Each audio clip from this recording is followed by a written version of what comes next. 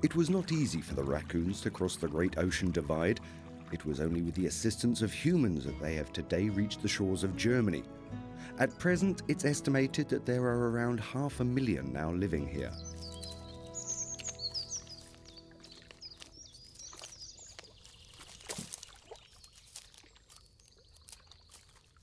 These clever omnivores are extremely adaptable. They can find nutrition everywhere, but especially near water. They test the waters for edibles with their paws. It has nothing to do with washing. Referred to as wash bear, in many languages, the name is a misconception.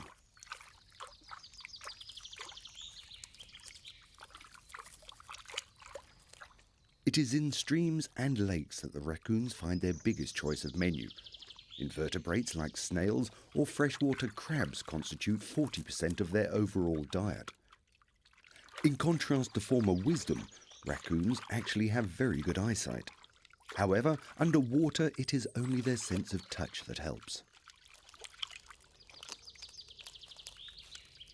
Once caught, he's not going to let this crayfish get away so easily. Their capabilities gave rise to fears. This near insatiable omnivore can also be a threat to breeding families of rare birds. Cranes, for example, lay their eggs on the ground. Their choice of isolated flooded areas of the forest offers protection from many potential thieves. A fortress of sticks built on water is a good defense against floating enemies such as foxes, wild boar, as well as martens.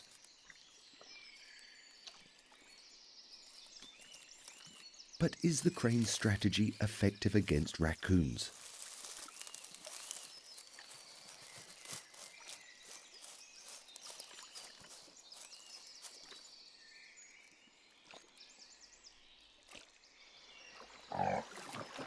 Adult cranes are very vigilant and have been known to chase off a pack of wild boar.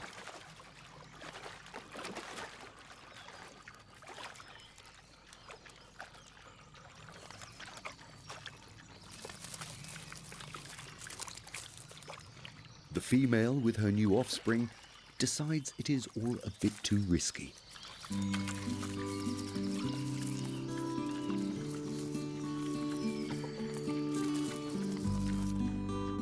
Raccoons have existed now in Germany's forests for 80 years. From the estimated 500,000, around 15,000 are now native to northern Germany. A mother used to the presence of cameras with her litter allows us a glimpse of how the animals live.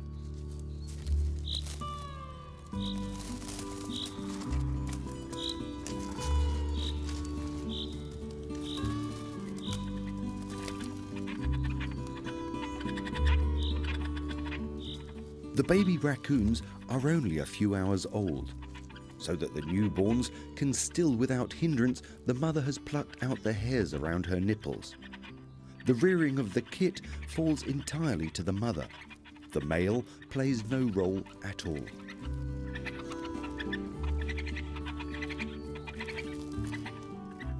It is only after the first 4 days that the mother leaves the young ones alone, and that only for a very short amount of time.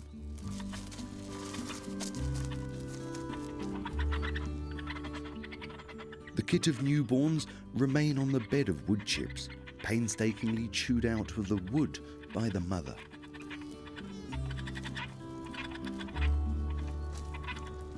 Above all, it will be important for the species that lived here before the influx of the raccoons. What are the raccoons' dietary preferences? And is there a possible danger?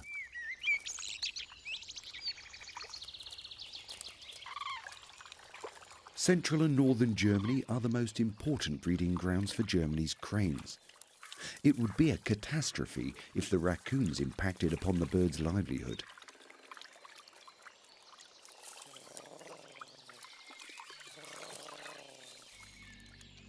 A chick on its own is easy pickings. A raccoon would never let such an opportunity pass it by. Despite that, invertebrates make up a third of their diet. Most of the rest comes from fish and frogs.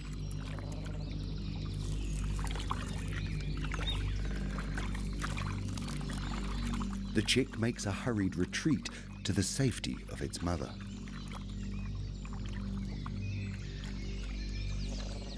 The raccoon will not want to cross paths with an angry crane. The crane has a very dangerous weapon in its pointed beak.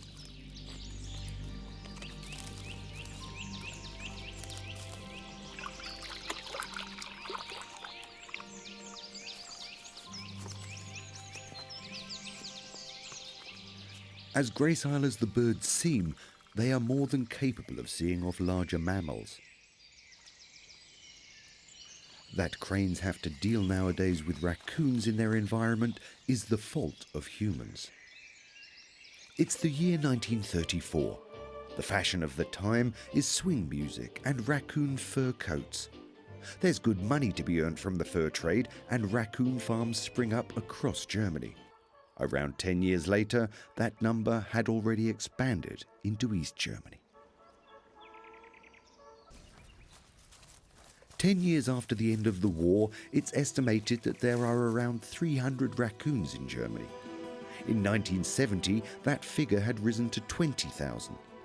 Today, they have long exceeded the 500,000 mark and can be found in other Central European countries such as France, Belgium, the Netherlands and Luxembourg, as well as in Eastern Europe's Belarus and Caucasus areas. In the meantime, the kit of cubs are 4 weeks old. They will sleep for the entire month of May.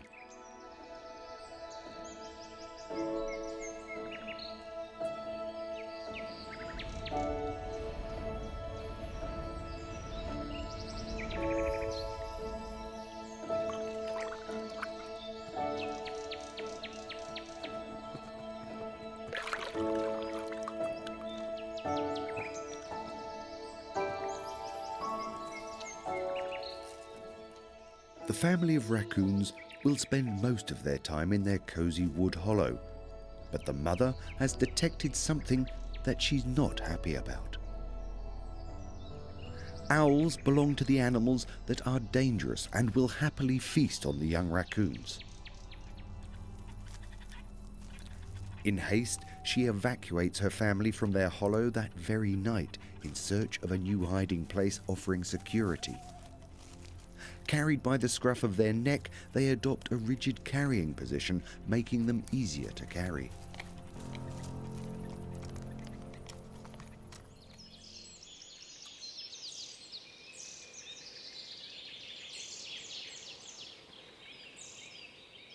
The family finds safety in the hollow of a tall oak.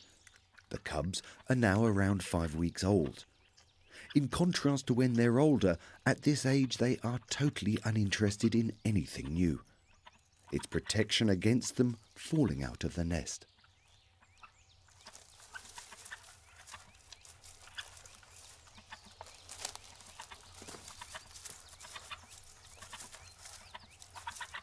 For now, the little ones are totally fixated on their mother.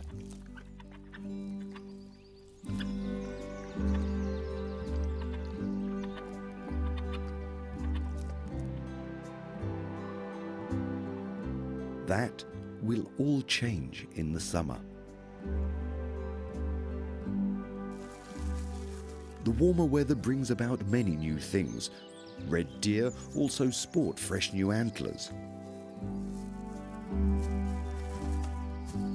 In the clearing, foxgloves are in bloom.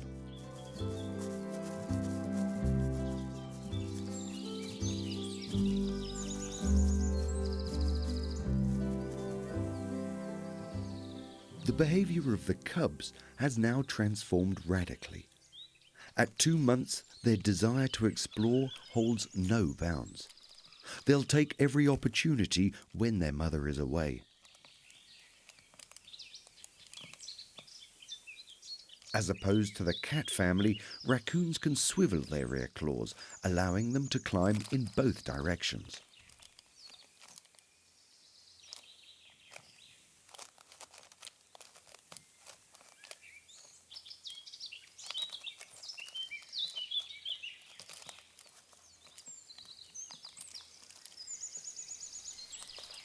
The young raccoons play out what will later be their territorial prowess.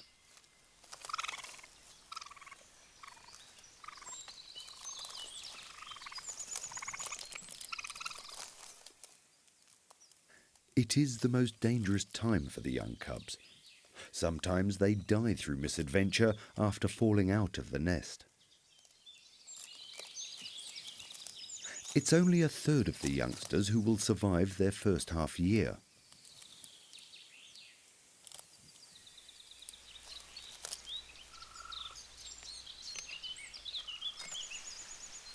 But for today, everything seems to be fine.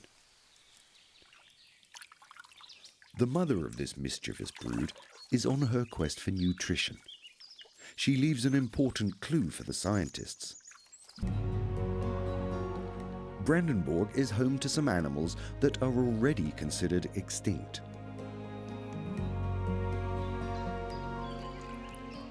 These bog turtles are to be found nowhere else in the whole of Germany. Being a delicacy that Christians are allowed to eat during their time of fasting, humankind has virtually wiped out the entire population. Today, there are only around 70 adults scattered across the ponds close to Berlin.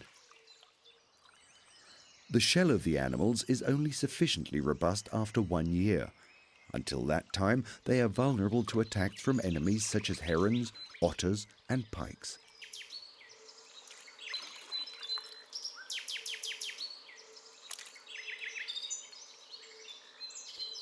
Since the 1940s, the raccoons have become an additional predator. However, they can't do much harm to a grown adult. They're not practiced in how they should go about cracking the shell. Apart from that, the omnivore is not concerned. There are other sources of much easier prey.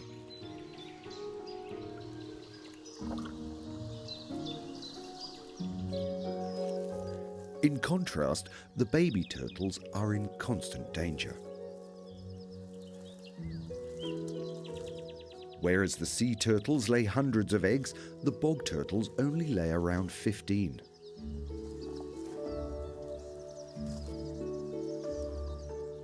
Wild boar and foxes can easily dig out the vulnerable eggs. Wildcats and cranes can also be dangerous for the young animals as they make their way to the water. It's also a good opportunity for the raccoons.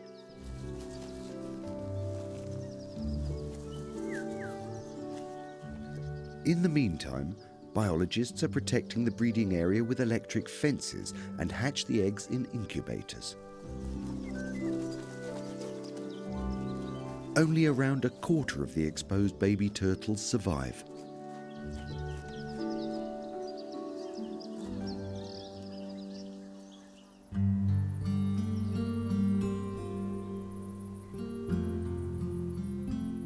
The raccoon's day begins at nightfall. The animals can still see as the sun disappears.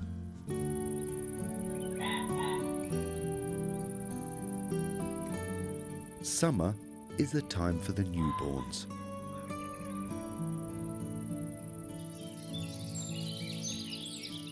Across the landscape, they can be seen out and about with the parents. It's already hard to differentiate between the young wild boar and the grown-ups as the stripes gradually disappear.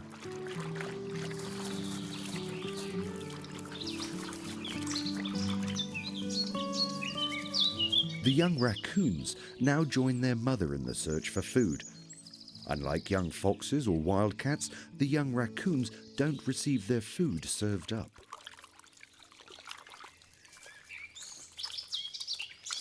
The mother simply shows her brood the best places to hunt, and then they're left up to their own efforts. Above all else, raccoons are nocturnal animals. Pictures like these are only possible because the animals are used to a human presence.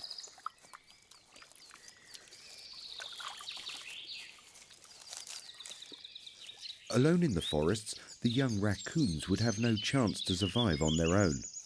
They are still suckled, It's only in their 4th month that they are able to fend for themselves.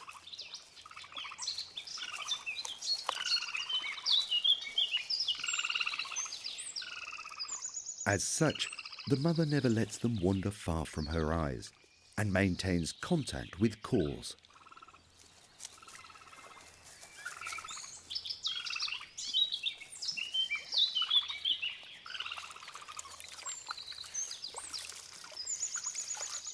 This female is where she knows there is the best chance of prey, on the riverbank, and she will be proved right.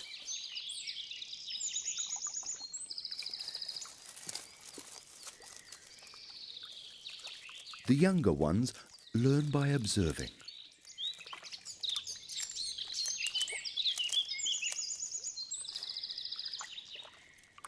This little one would love to have a piece of such a tasty mouthful.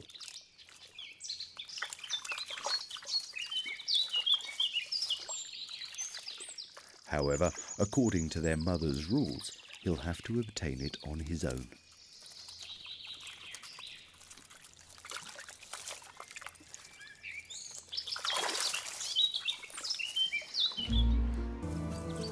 These residents have found a solution for their problems.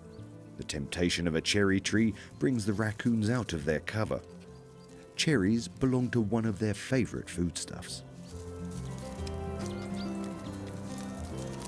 With a combination of fruit, nuts and roots, the raccoon can account for 1/3 of its overall food requirements.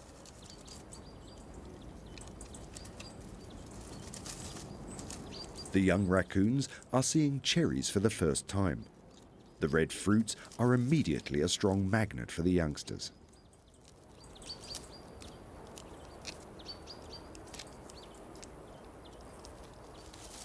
Albeit, the cherries are not yet ripe. Each one is tested, but the juice is still a bit too sour for the little ones. The youngsters will have to exercise a little more patience.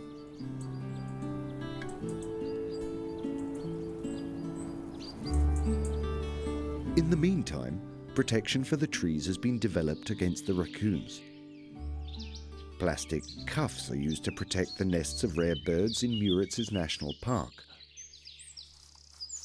Towards the end of the summer, the young raccoons travel alone, having learnt to fend for themselves. However, there is still much that is new and enticing.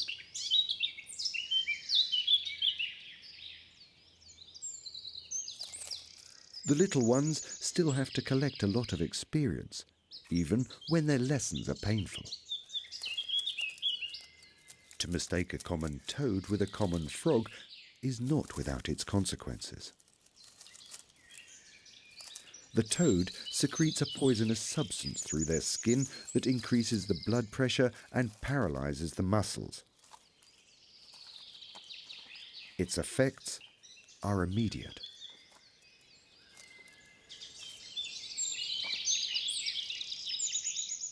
The toad is safe, and the young raccoon has learnt a lesson that it will not forget or repeat.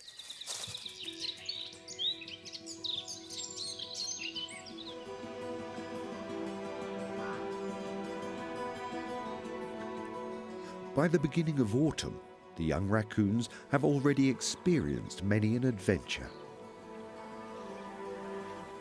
The rutting season has begun for the red deer.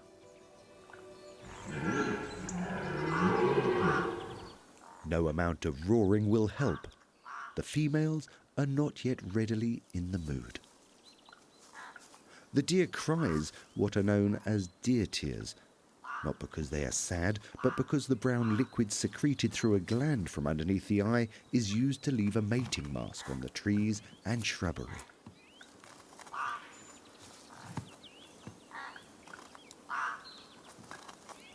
The younger deer follow the example, although their scent is no match for the strong scent of the male adult.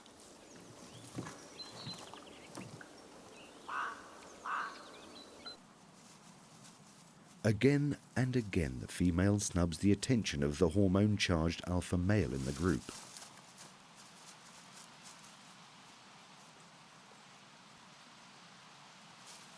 Now he will try another strategy. Deer also engage with social bonding through mutual grooming. However, his overtures have failed. Such an intimate practice is only permitted with the closest mates. It signals a vote of confidence. The cranes in Mauritshuis National Park have now successfully reared their young, and now join the migratory birds from Scandinavia. The raccoons seem to have little effect on the crane population.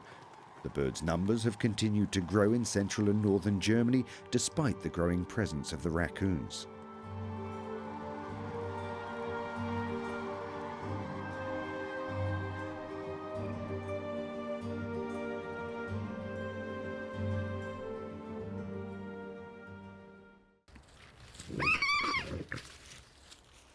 Even when there is the occasional conflict over the share of the bounty, together they patrol their territory, seeing off any possible competition.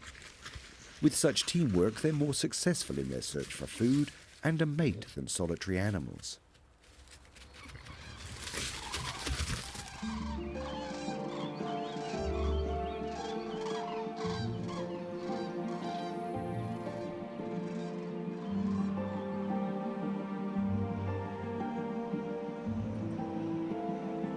The end of autumn is a critical time of the year for the raccoons. 10 million years ago, their ancestors lived in the tropics. Within such an environment, there was never a problem of food regardless of the time of year, not even in the winter.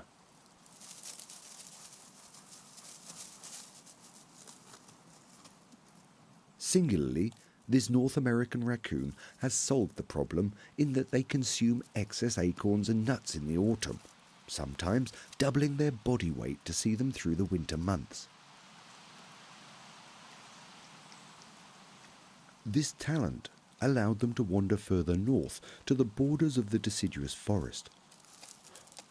All other members of the Procyonids remain to this day in the tropics.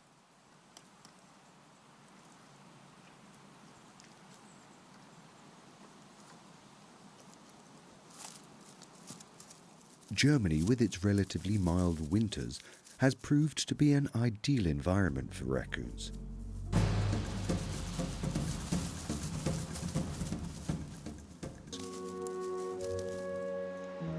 However, they are far from being eradicated.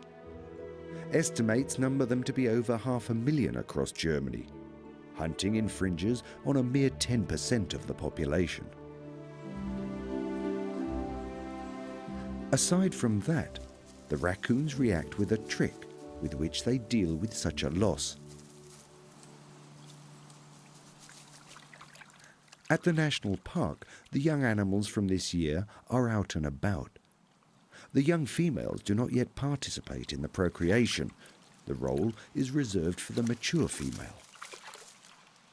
When the older members die, the younger ones pair up to counteract the loss. In a short amount of time, the population has exploded, making all efforts to hunt them counterproductive. In Spain, this has led to an all-out war on the animals in an effort to contain them. These two youngsters from this year are both wearing a transmitter collar. They too have been ensnared by the traps laid by the scientists. Frank Mischler has located the animal and is witness to its adolescent recklessness.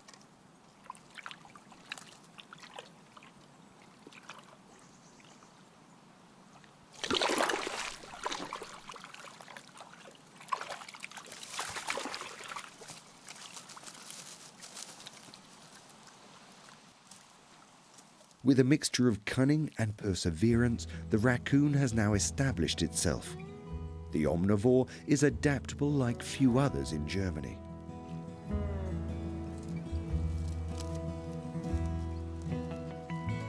Towards the winter, the raccoon retreats for increasing amounts of time to its den, where it can conserve its energy more easily.